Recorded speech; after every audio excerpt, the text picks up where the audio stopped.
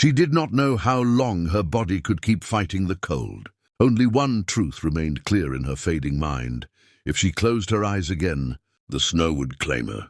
Lydia Hart staggered across the frozen land outside Cheyenne, her thin dress stiff with ice. Her hands had gone numb, her breath shallow and uneven. The wind tore through her like it meant to erase her completely. Behind her stood Burke Hanley's saloon, the place she had fled with nothing but bruises and fear. No money, no horse, no coat, only the memory of his grip on her arm and his voice telling her she belonged to him. He said she would never leave. He was wrong. Her legs finally gave out. She fell hard into the snow, cheek pressed to the frozen ground. The cold no longer burned. It felt distant, almost peaceful.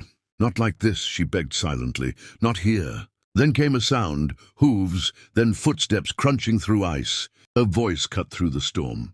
"Miss, can you hear me?" Strong arms lifted her. Warmth surrounded her as a heavy coat wrapped around her shoulders. She caught the scent of leather and smoke. Fighting to open her eyes, she saw a bearded man staring down at her, worry etched deep into his weathered face. Jack McCready, the quiet rancher from Powder River, the man people called cold and hard. But there was nothing cold in his eyes now. "Stay with me," he urged. "Don't fall asleep." Her lips barely moved. "Please, don't let me die." "I won't," he said firmly. "Not tonight." Firelight greeted them inside his cabin. He laid her on his bed, hands trembling as he tried to bring warmth back into her frozen skin. When she whispered, "If I sleep, will I wake up?" He didn't answer. He just held her hand and refused to let go. For the first time in years, Lydia felt safe. She woke the next morning to warmth, quiet, and the smell of broth. Jack stood by the stove like this. Was his routine, saving broken souls, without asking questions. He told her to eat. She did. Days passed slowly. The storm faded. Her strength returned. And with it, fear. She couldn't go back.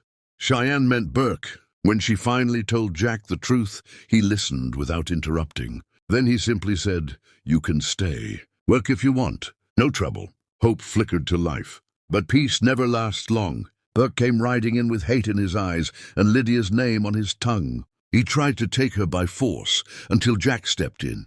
One punch, one warning, one promise. She's not yours. Burke left, but not defeated. The threat lingered. Silence sharpened its teeth. When Burke returned with a crooked deputy and false papers, Lydia found her voice. Jack found his line. And together they stood their ground. Burke rode away again, this time powerless. In the quiet that followed, something deeper grew between Lydia and Jack. Trust, care, love neither of them expected. One winter night, Lydia stopped running. She chose. "Let me stay," she told him. "Not as someone hiding, as your wife." Jack hesitated only long enough to understand the weight of it. Then he nodded. Their life was simple after that. Work, warmth, shared silences. Two wounded hearts choosing each other. And maybe that's the truth this story leaves behind. Sometimes the storm that nearly ends you is the one that leads you home.